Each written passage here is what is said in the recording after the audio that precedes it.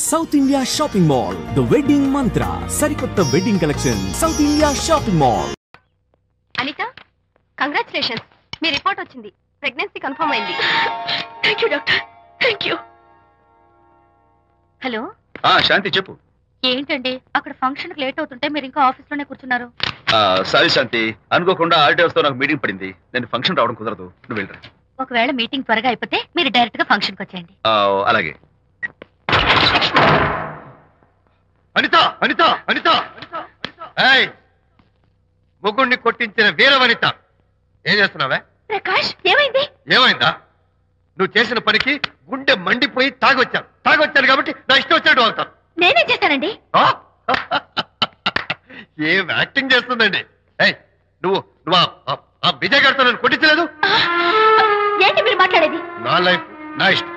నాకెంతమంది friends ఉంటారు. అడగడానికి నువ్వెవరు, కొట్టడానికి వాడేవాడు. అయినా నాకు తెలియగడుతాను, నీకు మగ ఫ్రెండ్స్ ఉండొచ్చు, నాకు ఆడ ఫ్రెండ్స్ ఉండకూడదా? తప్ప? మీరు చేస్తున్న చెడు స్నేహాలు ఖచ్చితంగా తప్పే. ఓహో, అందుకే నన్ను కొట్టించావన్నమాట. అయ్యో, నేను కొట్టించడం ఏంటండి? నాకేం తెలీదు. నేను హాస్పిటల్కి వెళ్ళాను. డాక్టర్ గారు ప్రెగ్నెన్సీ అని కన్ఫర్మ్ చేశారు. మనకి బిడ్డ పుట్టబోతుందని గుడ్ న్యూస్ మీకు చెప్తామని వెయిట్ చేస్తున్నాను. No no no no no no, మనక్క బిడ్డ పుట్టబోయేది నీకు. నీకు ఏంటండి అలా అంటారు? ఎస్, నీ కడుపులో బిడ్డకి తండ్రి నేను కాదు, ఆ విజయ్ గారు.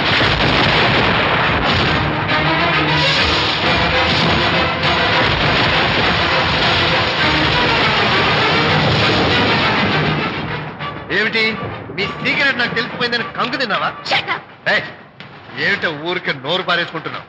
నాకన్నా నీకు వాడే ముఖ్యమైతే వెళ్ళు, వెళ్ళి వాడితో దొంగ వేషాలు వేయదు. ఇంకోసారి ఇంట్లో అడుగు పెట్టావు. నువ్వు నన్ను వెళ్ళమంటే కాదు, నేనే నీతో ఉండను. ఇన్నాళ్ళు విజయ్ బాధపడతాడేమోనని నువ్వెన్ని వేషాలు వేసినా భరించాను, సహించాను. కానీ ఈ రోజు దేవుళ్ళంటూ విజయ్కి నాకు మధ్య అక్రమ సంబంధం అంటగట్టాక కూడా నీతో కలిసి ఉండటం నా వల్ల కాదు. వెళ్తున్నాను, గుడ్ బై. అలాగే, ఇప్పుడే చెప్తానండి. సుబ్బారావు గారు, నేను మీటింగ్ బయలుదేరుతాను. సార్, ఆడిటర్ గారు ఫోన్ చేశారు. ఆయనకి ఇన్కమ్ ట్యాక్స్ ఆఫీస్ లో పని ఉందట. మీటింగ్ రేపటికి పోస్ట్ పోన్ చేశామని చెప్పమన్నారు. ఓకే, సరే, నేను ఇంటికి వెళ్తాను.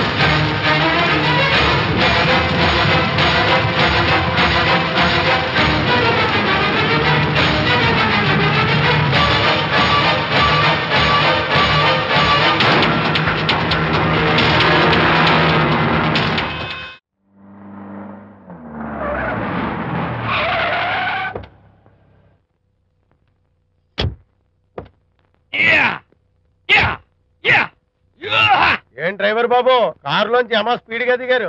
మీకంటే స్పీడ్ గా అమ్మగారు లోపలికి వెళ్ళారు. ఏంటి స్వీట్ లాంటి కాపురంలో కారం చల్లడాక?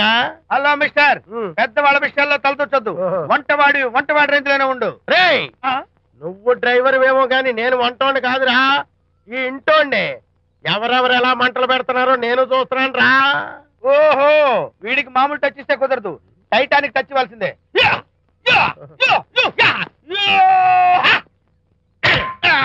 వంటటానికి టచ్ రా, టైటానిక్ టైటానిక్.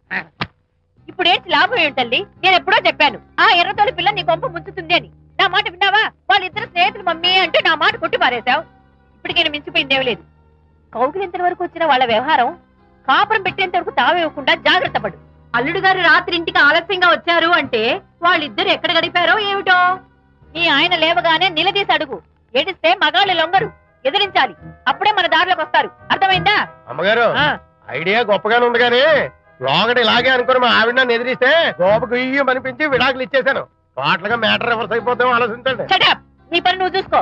నేను అదే అంటున్నాను అమ్మగారు, ఎవరి పనాలు చూసుకోవడం మంచిదే, లేకపోతే బతుకు పాసెట్టేసిన బిర్యానీ అయిపోతాయి.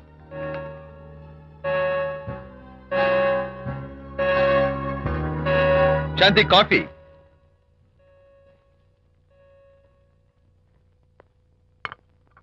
Good morning.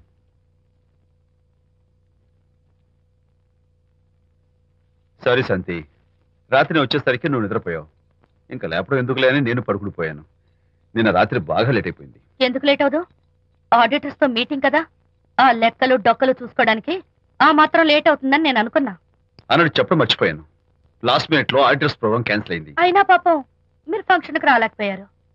ఓ, వర్షం వచ్చింది కదా, వర్షంలో తడుస్తూ కౌగిలించుకోవడం మీకు ఇష్టం కదా. ఏ ఫ్రెండ్ కౌగిట్లోనో ఇరుక్కుపోయి ఉంటారు. ఏమిటి శాంతి, ఏమిటి అర్థం లేని మాటలు? మీ నడి రోడ్డు భాగవతం చూశానండి. ఓ అదే, పాపం అనిత రాత్రి వాళ్ళ ఆయనతో గొడవపడి ఇంట్లోంచి బయటకు వచ్చేసింది. సరిగ్గా అదే సమయానికి నాకు ఆడిటింగ్ క్యాన్సిల్ అయ్యి నీతో పాటు ఫంక్షన్కి వద్దామని ఇంటికి వస్తుంటే దారిలో ఎదురుపడింది. తన బాధంతా చెప్పుకుంది. నేను ఓదార్చాలంటే మరి అంత గట్టిగా కౌగిలించుకుని ఓదార్చాలని నాకు తెలియదు. ఏం శాంతి అలా మాట్లాడతావు? అవునండి, నేను మాట్లాడింది తప్పే. ఆవిడ గారు మీరు క్లోజ్ ఫ్రెండ్స్, మీకు ఆవిడకి మధ్య చాలా ఉంటాయి. అవన్నీ మీరు నాకు చెప్పవద్దు, నేను విన్నవద్దు.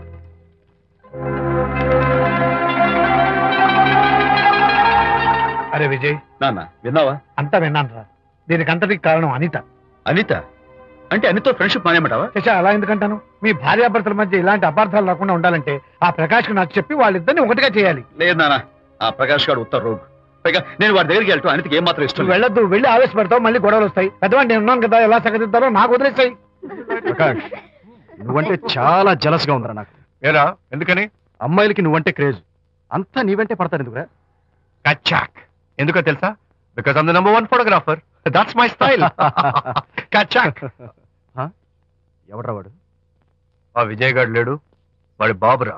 ధర్మసూత్రాలు వల్లించడానికి వచ్చాడేమో. బాబు ప్రకాష్, వాట్ వాట్? నీ కొడుకు నా కాలర్ పట్టుకున్నాడు, నువ్వు కాళ్ళు పట్టుకోవడానికి వచ్చావా? అనిత కాపురం చక్క పట్టడానికి నీ కాళ్ళు పట్టుకోమన్నా పట్టుకుంటాను. అనిత చిన్నప్పటి నుంచి నాకు తెలుసు, చాలా మంచి పిల్ల బాబు. ఎరా, బాయ్ ఫ్రెండ్ చేత మొగుడిని కొట్టించిన పిల్ల మంచి పిల్ల అంటావా? అది మా విజయ్ తప్పు బాబు. ఆవేశపడి నేను కొట్టాడు, అందులో అనిత ప్రమేయం ఏమీ లేదు. మా వారి తరపు నేను క్షమాపణ కోరుకుంటున్నాను. దయచేసి అనితని ఇంటికి తీసుకెళ్ళు. Stop talking nonsense. Shut up. ఎరా, ఇంకోటి పెళ్ళంతో తినడం తప్పుని కొడుకు చెప్పడం పోయి నా క్లాస్ పిక్తాడంటారు ముసలోడు. అయ్యా, కాయకి ఎక్కడైనా పుచ్చుంటే అంతవరకు కోసేసి వాడుకోవచ్చు. పూర్తిగా పుచ్చిపోతే మున్సిపాలిటీ తోటలో పారేయడం తప్ప మనం ఏం చేయలేం. ఇది ఆ టైప్ కేసే. ఏ ఓల్డ్ మ్యాన్, అసలు ఆ విజయ్కి నీకు అమ్మాయిని వెనకేసి రావడం తప్ప వేరే పనేం లేదా? అవును, అసలు నువ్వు ఆ విజయ్కి తండ్రివా, అమ్మాయిల్ని తెచ్చే బ్రోకర్వా? అసలు ఇలాంటి వెలవ ఫ్రెండ్ అవటం వల్లే ప్రకాష్ చెడిపోయాడు రా. ఏం కూసావురా నన్ను, ముసలి నచ్చ! మా నాన్న మీద చేసుకుంటావురా? నేను ఇక్కడ నరికి పోగులు పెడతాను. నా ఫ్రెండ్ని కొడతావా? ఫ్రెండా? ఫ్రెండ్ కు స్పెల్లింగ్ తెలియని నీకు ఈ లఫంగా ఫ్రెండ్. నీకంత డెకరేషన్ లేదు. నువ్వేదో మనిషి అనుకుని నీతో మాట్లాడడానికి వచ్చారు మా నాన్నగారు. నువ్వు బురదలో దొల్లే జంతువు అని, నీ దగ్గరకు వస్తే తన మీద బురద పడుతుందని ఇప్పుడే తెలిసి వచ్చింది ఆయనకి. షేమాన్యు రండనా. కచాక్. మనం కళ్ళతో చూసినవన్నీ నిజం కాదమ్మా. ఒక్కోసారి మన కళ్ళు కూడా మనల్ని మోసం చేస్తుంటాయి. నేను నమ్మను. నమ్మవా? ఒక్కసారి అలా దూరంగా చూడు. అక్కడ ఆకాశం నేల కలిసిపోయినట్టు కనిపిస్తోందా? కనిపిస్తుంది. కానీ కలవు కదా, అంటే మన కళ్ళు మనల్ని మోసం చేస్తున్నాయనే అర్థం. అవును. నువ్వు చూసిన సంఘటన కూడా అలాంటిదే అయి ఉంటుంది. అనవసరంగా అల్లుడు గారిని అపార్థం చేసుకోకు. చక్కటి కాపురం పాడు చేసుకోవద్దు. వెళ్ళి అల్లుడు గారిని క్షమాపణ అడుగు. నా మాట విను. May come in.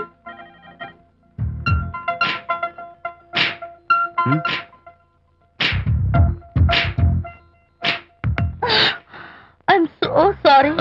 డెకరేషన్ జారిపోతుంది, ఎవరైనా చూస్తారు. నా మీద కోపం పోయిందా? ఆ, జరిగిందంతా మర్చిపోతారు కదూ? ఆ, మర్చిపోతాను. ప్రామిస్.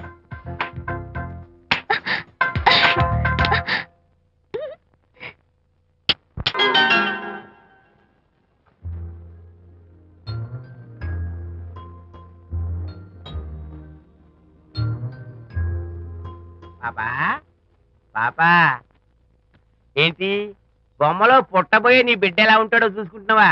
ఎందుకమ్మా, ఓ ఫుల్ బాటిల్ నాకు ఇచ్చావనుకో, తప్పటి అడుగులతో ముద్దు మాటలతో పుట్టబోయే నీ బిడ్డ ఎలా ఉంటాడో కళ్ళ కత్తినట్టు చూపించేద్దాం. ఏంటి రెస్పాన్స్ లేదు? లీనమైపోయావా? మరి నేనేమైపోను?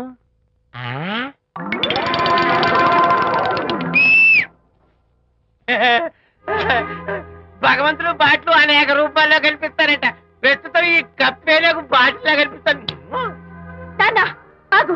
దాన్ని మాత్రం అమ్మడానికి నేను ఒప్పుకోను. తప్పమ్మా, దేని మీద మమకారం పెంచుకోకూడదు. మందు మీద మమకారం పెంచుకోవడం వల్ల నన్ను చూడు, ఇంట్లో ఉన్నవన్నీ అమ్మేసుకుంటానా? వద్దమ్మా, నా మాటను. మందు అంటే మనలో కలిసిపోతుంది, కప్పు మొక్కలైపోతుంది. ఏది శాస్త్రంగా